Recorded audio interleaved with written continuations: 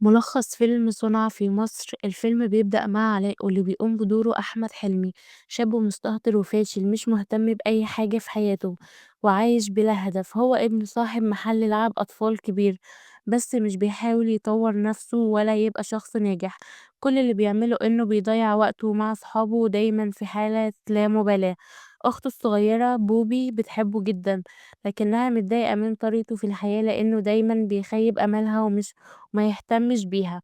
في يوم عيد ميلادها بتطلب أمنية وهي ماسكة دبدوب سحري، إنها تتمنى إن أخوها يبقى حد تاني علشان يغير حياته ويبقى شخص أفضل. وهنا بتحصل المفاجأة، علاء بيصحى يلاقي نفسه متحول لدب محشي. في الأول مش مستوعب ايه اللي حصل، لكنه يكتشف إنه بقى محبوس في جسم الدبدوب، وصوته بيتسمع لما يتكلم لكنه مش قادر يتحرك زي البشر. في نفس الوقت الدبدوب الأصلي